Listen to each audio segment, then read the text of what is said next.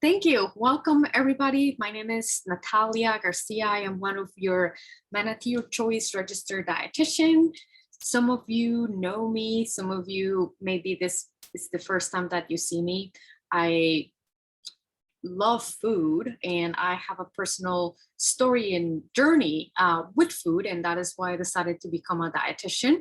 And I feel I have been invited to teach this series to you and hopefully make a positive impact in your life by increasing your awareness on the habits, choices, and maybe routines that are impacting your kidney health. Maybe you got your blood work and the kidney markers look out of whack, and hopefully you're here to learn what you can do based on what information I provide for you to make some shifts, or at least think about what is it that you are willing and wanting to change on your day-to-day to positively improve not just your kidney function, but your health overall. I want to be clear that most of the recommendations here also apply to other areas in your health, not just the kidneys. It's very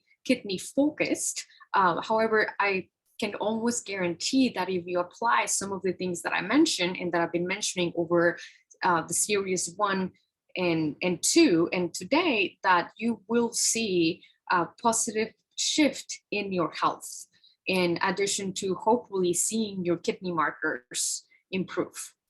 So having that said, I'm going to go ahead and share my screen. And like last time and the first time, I'll be going in and out just to not bore you. I know I don't bore people, thankfully, but just want to make sure that you get the full bit. Are you able to see my screen? Can you please let me know if you're able to do so? I think you are. We can see it. You can see it? Okay, thank you. Okay, great. That's not the slide. I apologize. I thought I was on the first slide. Let me just go out. That is a recipe that I want to talk to you about. That it's from my head, and today is gonna be a little. Okay, how do we do this? So, all right, let's go ahead and get started with our content. Again, today is Kidney Health Series part number 3, the importance of being kind to your kidneys. And as I mentioned, I'm a dietitian for your Healthland, have been a dietitian for almost 15 years. I love food. I am very into functional and integrative medicine, as well as mindfulness. So you will always hear some of these aspects of what I know in my teachings, since I know them to be super powerful and have people thinking about what they may want to do with their health once I provide the information. So I always like to touch base based on what we talked about last time, and just for you to reflect, what went well. And last time we talked a lot about protein in your kidneys. So we talked a little about kidney stones, also what foods impact that awesome function that your kidneys do in terms of maintaining that balance of acids and bases. These are just fluids in our body, and I'll go over that quickly again today, but hopefully you got the gist. And you notice that a lot of excess and processed animal products and sugar tend to really tax that delicate balance from the kidneys. We talked a lot about protein and protein intakes, and also plant-based options. And remember, if you're lost and you know how many grams of protein you need to be consuming to maintain your lean muscle mass, or just for overall health, you can always reach out. These needs of protein and fluids and calories tend to be individualized, especially if there's already a condition in place like decreased kidney function. So feel free to reach out if you need clarification on that. So keeping that in mind, today, I really hope to bring awareness on what your weight is, how your weight is related to kidney health, as well as gout that comes from high uric acid levels, also tips and tricks for sustained kidney health, and other factors that we haven't talked about that impact your kidneys. So let's talk about the main two players when you look at your blood work that are also impacting your kidneys. And this is your BMI and also your uric acid. So you may not be familiar with uric acid or what it is or kind of how it happens. And I'm here to tell you about that. But weight is connected to kidney health and also uric acid. So as I've been mentioning over the series, you want to make sure that when you get your blood work, and we're reviewing this on your own or with your doctor, that you look at the creatinine and the GFR. Again, the GFR is the filtration rate of the kidneys, getting rid of all the waste and urine and really, filtering everything that needs to be filtered through our body. I know you don't think about this on the day-to-day because the kidneys don't say like, hey, I'm doing my job. The kidneys just do their job without you knowing. But sometimes the markers being out of range is a way of saying, hey, I need your help so that I can continue to filter. So just keep those numbers in mind, especially if there's a trend, if you see a pattern of decreased kidney function, like in this case, there's decreased kidney function, for a while already because the minimum is 60. So this is something to pay attention to. But as you see, and this is just a good example of how it is all connected. Blood pressure is elevated, which we talked about in module 1, series 1. BMI is also elevated, as well as waist circumference. So the thing with BMI, it considers weight, but waist circumference is also something to keep in mind if you do it. Because when it comes to our weight, we just don't want to look at the number. We want to see if it's mostly coming from body fat or muscle mass. I am an athlete and I weigh much more than what I look like because I have a lot of muscle. So knowing that the BMI is important to look at, but also knowing the dangers of excess body fat, which happens in many cases that are elevated BMI. So to explain this to you, I just want you to have some knowledge about the obesity of the excessive fat accumulation around the waistline that presents to the health. So you need to know that there's an increased risk for other conditions, not just this impacting your kidneys, but the body fat, the way that the body reacts to excess body fat is that it starts creating these pro-inflammatory proteins that actually go after organs in our body, the liver being one of them, the kidneys being one of them, the heart being one of them. So it's not just looking at the BMI and the weight, it's looking at your body composition. So just know that excess body fat is alive, it's there, it doesn't just sit there. And I have another really good picture to explain this. And as you can see, this is the picture. This is just body fat, fat cells, tissue, adipose tissue, fatty tissue in our bloodstream. So I'm sure you don't know that it produces all these pro-inflammatory agents, and these are pro-inflammatory proteins that unfortunately go and damage our organs, like the liver. The blood vessels become thick and stiff, and it makes just circulation and oxygen not really be able to go through the blood vessels so that it gets to your kidneys. And when it gets to your kidneys, the kidneys have a harder time filtrating all of the waste products. So just know that when we talk about elevated weight and how that impacts your organs and kidneys is because of the body fat being pro-inflammatory. And that is the nature of body fat. You probably didn't know this, but body fat is not just body fat sitting there. Unfortunately, it does have this domino effect in our body that there's more visceral fat in the abdominal area, and that's the body fat that makes pro-inflammatory proteins. So just keep that in mind. And as you make strides in being physically active, your body composition may change. So it's important to know that you can always turn it around. It doesn't have to stay the same. And I'm going to talk about exercise today, or physical activity and movement. And just know that, you know, a lot of people sometimes just focus on the weight, but there's a lot of other things to focus. Maybe your clothes fitting at different a little differently. So as I mentioned earlier today, we're looking at your kidney markers that are showing that your kidneys need help in relationship to body mass and also uric acid. Now, you may not know what uric acid is and how that impacts your kidneys. And I'm here to talk to you a little bit about that.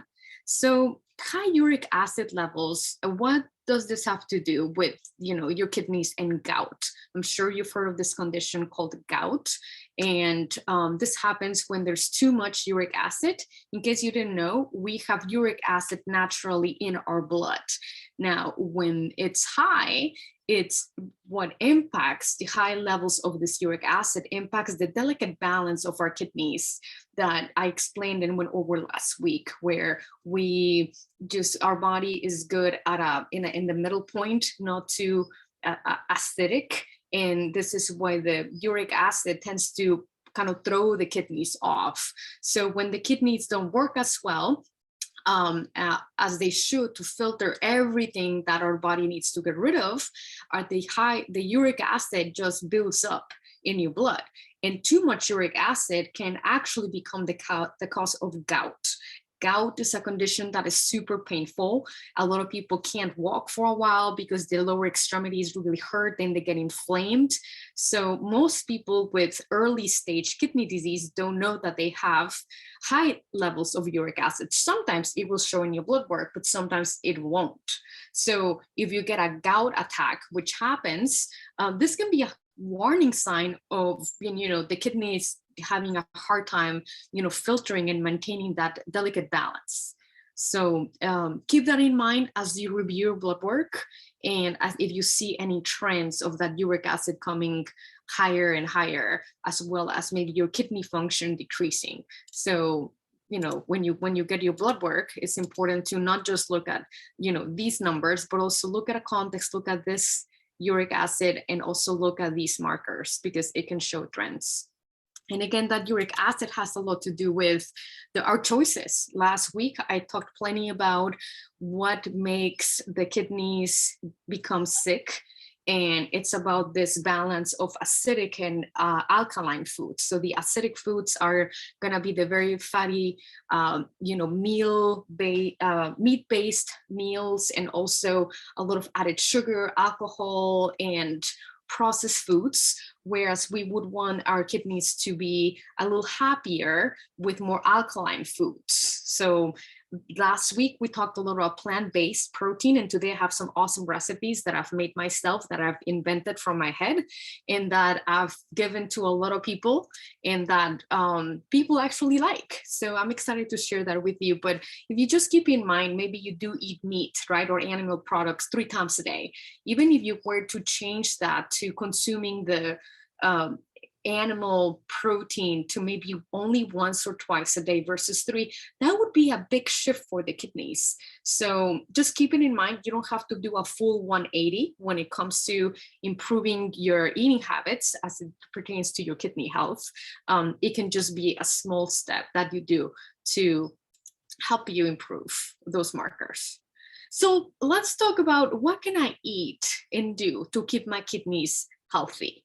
So I know last time and also the week before, I keep showing this slide that talks about increasing your consumption of whole live foods versus processed foods. And I keep drilling this concept because I see a lot of people throughout the day in many different settings. And if something that you can do to shift your kidney health and the betterment, it's to get rid of processed foods, even if you are very drawn by the calories and the grams of protein, and shift more towards just clean, unprocessed foods.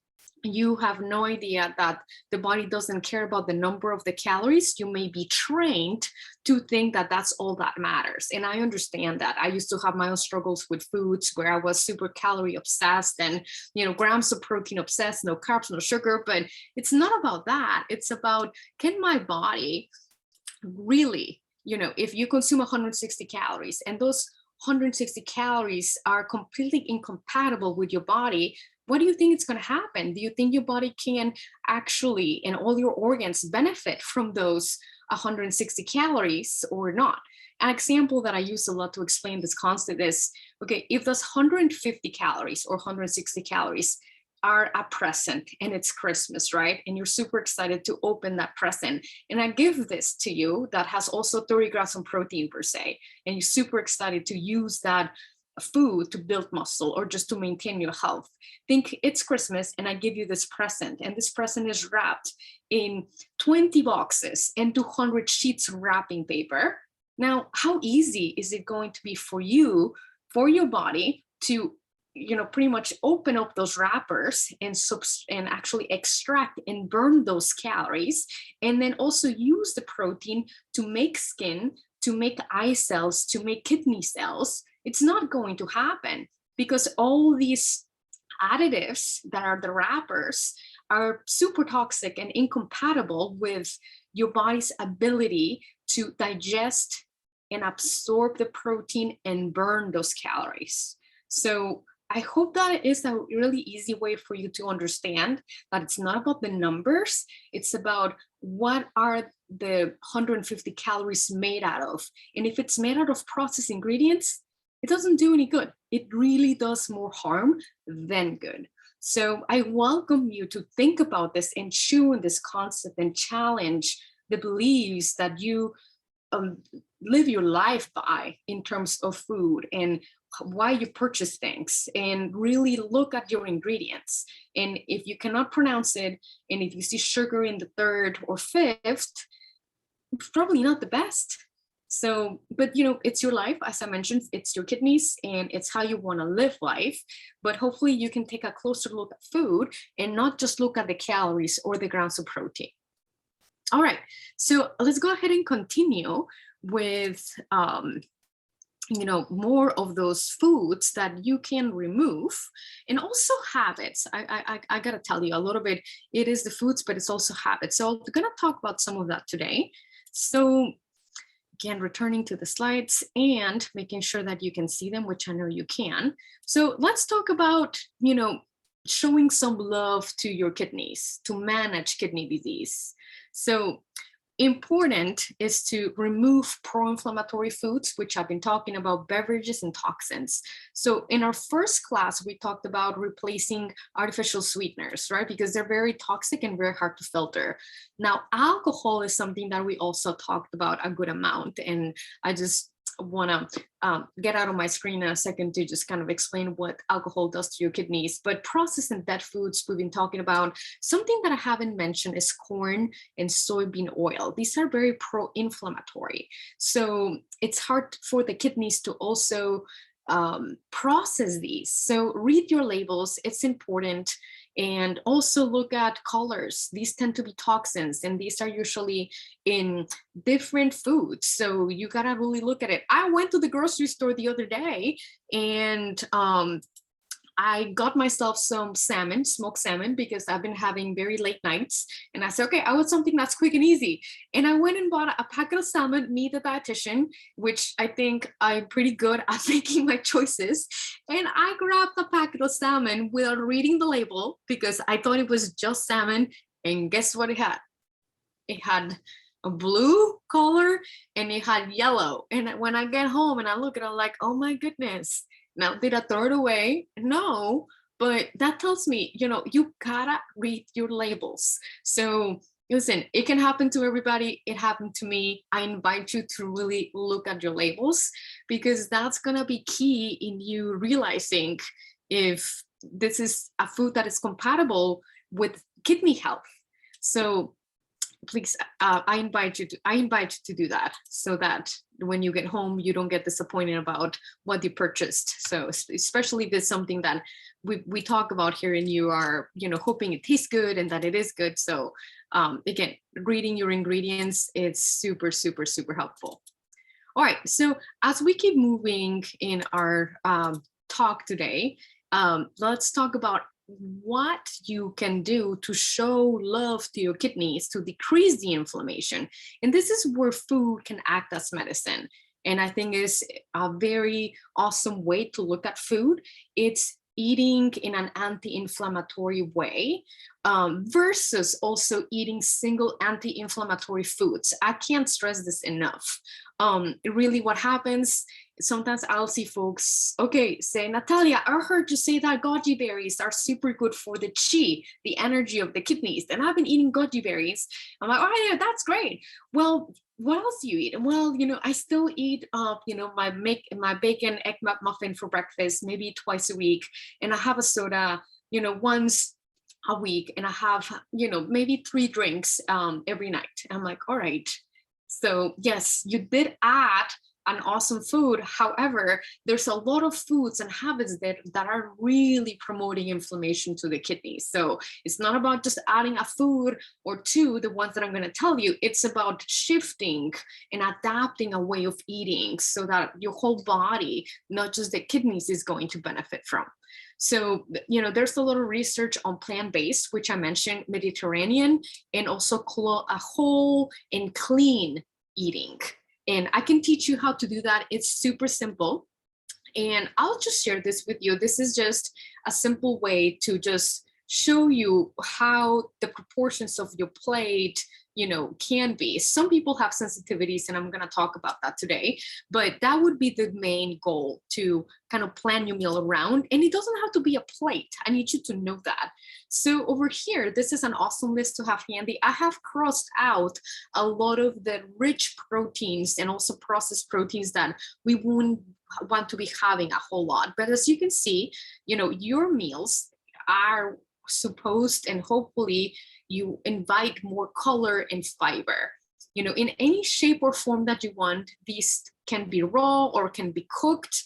The way I add vegetables, I'll tell you in a little bit as I'm sharing some of my recipes with you, but it's just getting variety and not complicating your life. Especially when you look at a few foods that on the color and fiber column, apples can be eating as part of a meal or in between meals to avoid feeling super hungry. And also, anything that is simple here for you. So like I sometimes buy carrots that already come in a bag because I don't make the time to chop it, and I'm owning it. I don't make time to chop it. But I want meals that are quick and easy. So that I can feel healthy and serve the people that I serve on a day-to-day basis. So sometimes that's what I do. Sometimes I cook soups, and soups are an awesome way to add a lot of these without having to cook a lot. And I'll show you one of my favorite recipes. But it's just doing what feels right for you. There's not one eating plan that is right for everybody. So I invite you to look at the recipes that I'm sharing with you today and look at this list and see what you want to do with adding and making your plate at least 60, 70%, 80% would be awesome. Repairing proteins, as I mentioned, we don't need a whole lot. I talked a lot about protein class last week, and you see that the emphasis in plant-based and meats that are less fatty, so chicken and fish, and you have different options here for proteins. So these would be the best. And your healthy fats are great. Just know that some serving sizes of some foods you got to be mindful of. For example, I was talking to somebody yesterday, and they said, oh, I'm eating nuts because I know walnuts are super good for my heart and may have an impact in my cholesterol level. And I said, yeah, but how many walnuts are you eating? And they were, well, about maybe a cup and a half throughout the day. Like, all right, did you know that I can be up to 800 calories? And I'm like, oh, I didn't know that. So, just keep in mind, good food is good. However, it still has calories and energy to it from good sources. So just be mindful. So again, this would be the way to consume foods to decrease inflammation to the kidneys. And as you can see, these are the foods to have less often, you know, butter sauce or cheese sauce on vegetables or main courses. You know about the chips and crackers. I know they taste delicious, and that you may have grown up, you know, consuming chips or pretzels or crackers as a snack since you were little, and now you're learning, and you probably know this already, but I'm just reinforcing what you already have heard, that these are not the best. But really, all of this here are processed foods that your kidneys have a super hard time, you know, getting rid of the waste and those toxins that unfortunately are a lot in the packaged foods. And they're there not necessarily on purpose, because that is the cheapest and easiest way to keep food on the shelf for a while. So, and also make it very palatable, make it very awesome tasting for you. So really look at your labels, and look at maybe what are some of these foods that you're consuming. Could be sweet tea, could be a lot of foods that have high fructose corn syrup, or just corn syrup, or just a lot of sugar that could be hidden. And that is why people who have diabetes or pre-diabetes also see impacts in their kidneys. And I'll talk about that in a bit. But, you know, take a look at this and see what works. You don't have to necessarily eliminate everything that is on this list from what you eat. It's saying, all right, how much of these foods that I know are impacting my kidneys, is it more than 50%? Is it more than 70%? Can I cut back to maybe a 30% or 20% and increase those foods that are going to help my kidneys really filter what they need to filter? So it's not an all or nothing, please know that. And it is about making steps towards the right direction so that you can have good quality of life and not end up on dialysis or having other complications from chronic kidney disease. So, again, we are not aiming for perfection. All right, so I want to make sure that I share some of these foods in a practical manner. So how to eat to manage kidney disease. Main goals is to eat clean, unprocessed, you know, mostly with plant-based fiber and protein sources, and of course, room for healthy fats. So this is a menu that I planned for someone who wanted to cook simple. They wanted to learn how to cook fish. And it was just a smoothie with a lot of nutrients that would help the liver and the kidneys to get rid of those toxins, you know, that we get from the day to day. And, you know, healthy fats that have protein in the almonds. And then lunch, you know, cauliflower rice is something you can make in big batches and then eat throughout the week with some, you know, some grilled pesto chicken. She was doing keto. She didn't want to do a whole lot of carbs. She wasn't really moving. So we adjusted this plan for her based on her likings and what she was willing to make. And she realized that cooking halibut wasn't such a big deal. She wanted to try this fish, and that's why we came up with it. And she also wanted to try kale. She had heard about kale and she liked spinach. So she gave it a whirl, and she decided that she preferred spinach. But so it doesn't have to be kale. It can be something else. But as you can see, all of this is very unprocessed, and it can also be simplified in any way, shape, or form. Another food, meals and foods that I promote a lot are fruits, veggies, runouts, guacamole, you know, vegetables and hummus without these pro-inflammatory oils, soybean, canola, and corn oil. So, you know, just look at your labels, because I know you'll tell me, Natalia, I cook with olive oil or avocado oil or coconut oil. I don't cook with soybean oil, canola oil, or corn oil, and I know that. But these oils are going to be in the foods that you consume, so you got to read your labels if you want to save your kidneys. So, you know, these are just some recipes that I like. This is a burrito that sometimes I eat on the road when I just, you know, busy, or when I didn't bring my food, I just have emergency food. So that's something that I make, and I love the snack. This is apples, you know, with hemp seeds and almond butter. So it makes it a very filling, high fiber snack, and it's actually very delicious. So I invite you to look through here as we talk in our series and see what feels right to you based on what you're learning, and also what you are learning, and based on what you like. So moving on, I am inviting you to look at some of the recipes that I have designed based on, you know, being practical. We have long days, and sometimes the last thing we want to do is cook. So the following recipes that I'm going to share with you can be made in batches. I am a fan of cooking once and eating twice or 3 times or even 4 times, because I'm really practical. And I know some people hate the leftovers. I'm not saying you have to eat leftovers every single day of the week, but maybe you can find variety. But one way to get a little servings of something is a soup or a chili or something that you can make and then freeze. It can be whatever. I'm just sharing some of my favorites, and I'll tell you specifically why. But find what works for you. Meal planning doesn't have to be complicated, especially when it comes to kidney health, because you know the emphasis is what? Plants coming from the ground, not from a box, and also hopefully providing some protein so that it can be easy on the kidneys and also easy on the budget. So most of the meals that I'm going to share with you and the recipes don't have any meat, because it has the purpose of aiding the kidneys and also aiding the budget. Because honestly, when you look at your grocery bill, the most expensive things, unless you're buying organic produce, which I'm not telling you to do, is the meat. So yeah, I do know that, because I do grocery stores with people and they show me the receipts, and then we go to the grocery store and we buy food for the week that they're gonna like, and are like, it's a big difference in money, and it's less, it's not more. And I can show you that if you would like. I will definitely show you that you can eat in a way that it helps your kidney health without you not knowing where the money went. It's going to go to food that it's going to make you several servings, and that it's going to make you feel satisfied. This is one of my favorite meals that I make. This is hearty, chunky lentil soup that, if you look at the nutrition facts, it is decent in calories. It also has a good amount of protein, and it has a lot of fiber.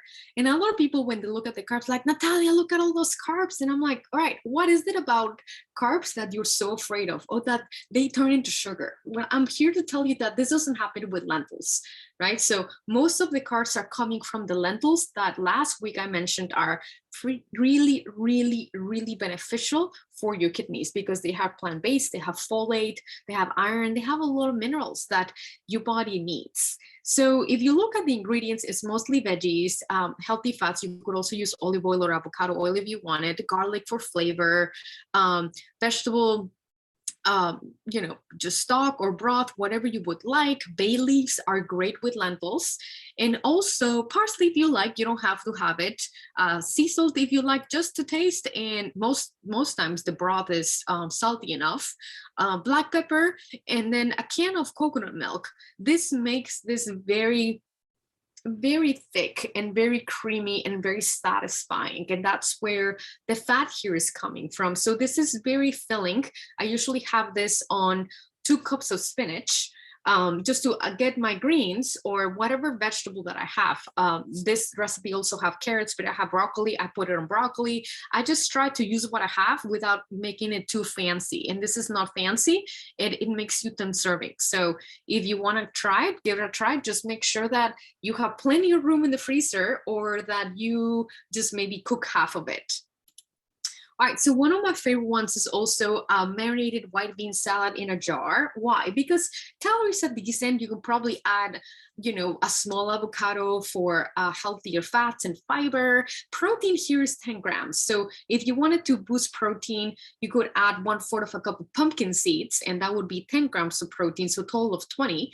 And, fiber is pretty good. It is really, really good. And again, fiber is going to bind toxins and help you with just overall health, lowering cholesterol levels and feeding your gut in a really good way. So as you can see, yes, there's several ingredients, but I'm here to tell you that a lot of these ingredients are for the dressing. So you can make these salad jars for the week, and that can be lunch, and that way you don't eat out. You're eating something healthy. You can always add an apple for dessert in here, and if you really want some meat, you could add some leftover chicken that you have in some of these, or you could add boiled eggs. The possibilities are endless, and I can help you build what you like.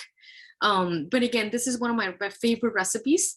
And this is another one that it does have chicken, just in case you really can't get past of the idea that a meal that you consume does not have meat. I understand that sometimes we grow up with beliefs and it's hard to not hold on to a way of eating. So I invite you to try this meal, whether you want to go plant-based or be there halfway. This is only has minimal ingredients. It's 4 ingredients. So it's just chicken broth, a cannellini, beans, can be white beans as well, and chicken breast.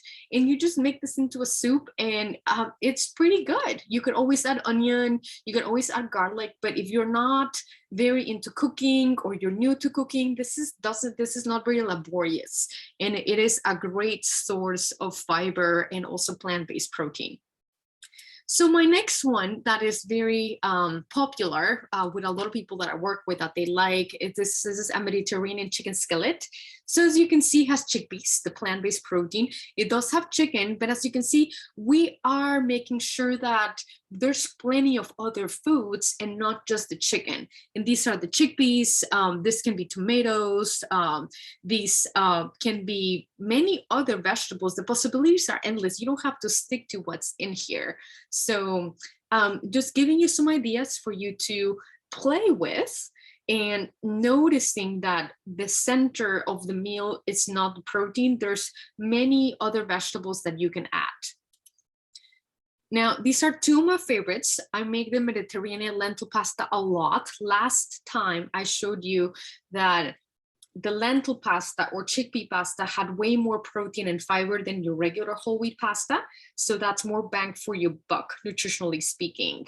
So over here, you just get a, lentil pasta or chickpea pasta, tomato sauce, or canned tomatoes, whatever you like, could be both. And you can add some olives and you can add some basil if you like. But it's very simple. You just boil your water and then you boil your pasta for about 8 minutes, and according to the package. And you just add the tomato sauce or tomatoes, whatever you would like. And that's it. You chop olives that are very anti-inflammatory, and that is really it.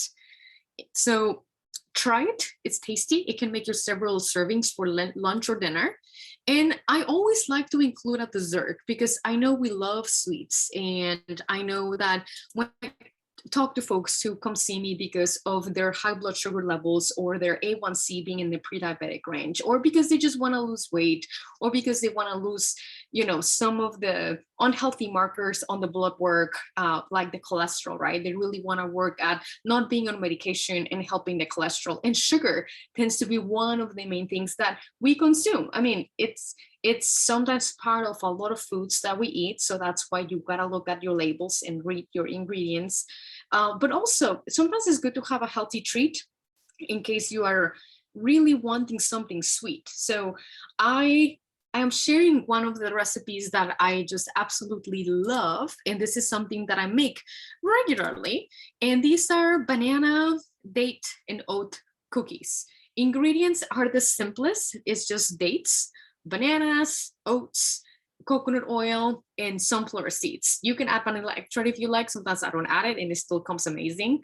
But you just put everything in a bowl and you just mash it, and then you just scoop it with a spoon, and then you make your cookies. And these you can freeze, and you can just pretty much have when you want something sweet. I wouldn't recommend grazing on these, and we're gonna talk about habits that don't help, but these cookies really taste super sweet. You don't have any added sugar. The sugars, are pretty much only 6.9, and they're natural sugars. So they're not the kind of sugar that it's gonna be taxing your kidneys. So I invite you to try that, or just to try dates on their own. Dates are super sweet. Sometimes I add a little almond butter in a date and I freeze that. And when you have that at the end of a meal, if you want something sweet, it is really good.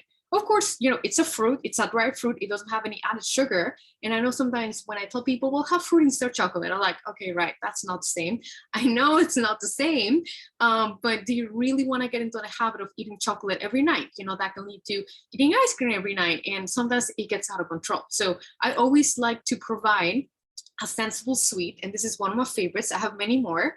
So if you're interested, get in touch, or at least try some of these, which I know they're really good. Not just my taste buds say so, but the taste buds of many people that have been able to touch their lives and better their lives based on their food choices and habits, have told me that they're very happy with some of these recipes and now are part of their day-to-day, not just for themselves, but for their family. So I invite you to browse through here and re-listen and take a look at what you may want to cook, what you may want to try, some things you may like, some things you may not like. But what's the worst thing that can happen if you try something and you don't like it? That maybe you give it to someone else or that you throw it away. What's the best thing that can happen? That you like it and that it replaces a takeout. That saves money. It also can happen that you like it and now you know how to make 4 lunches, right, out of just one recipe. And it can also happen that the rest of your family loves it. And there's no hassle, there's no, what do we eat for dinner? And then we end up making whatever from a box that I've mentioned it's not the best for you. So give it a whirl, let's see what you like, and hopefully you will. And if you don't, then you know, don't give up. These are just a few recipes, there's many others, and meal planning can not just be those recipes, there's a lot other things. But let's talk about the habits that deplete the kidneys, and this is grazing all day long. So grazing all day long, oh, you can see the notes.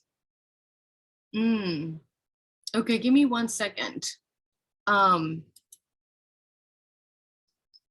Thank you, Jessica.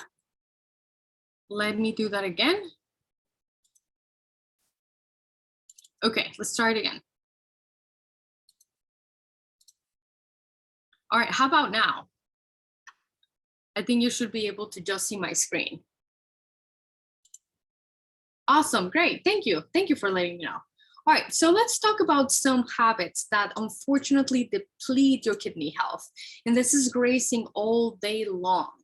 I know it happens. I know sometimes we're bored. I know sometimes we may have a project that we really don't want to be engaging in. And, you know, we eat. So I invite you to look at why you eat. If you're eating out of boredom or if you're eating because you're actually hungry. And I'm here to tell you that eating all day long, unfortunately, doesn't help. You need to let your kidneys rest. And this doesn't happen if you are frequently snacking. There's no scientific evidence that actually supports the statement that eating every 2 hours is helpful for you. On that, people lose weight on that there's no evidence, scientific evidence. And I go by science, not by what somebody posted on Facebook or what a YouTuber said. It has to have science, and there's no science to support this. So trust the science, not the hype. And know that if you don't eat in between meals, you're helping your kidneys rest and do their job, which is filter and clean the blood and maintain the right balance of minerals. And do know that if you do eat all day long, what happens is that it taxes your digestive system and also therefore your kidneys, to the point that this cannot work properly and they get burnt out. That's why those numbers tend to be out of balance. So keep that in mind.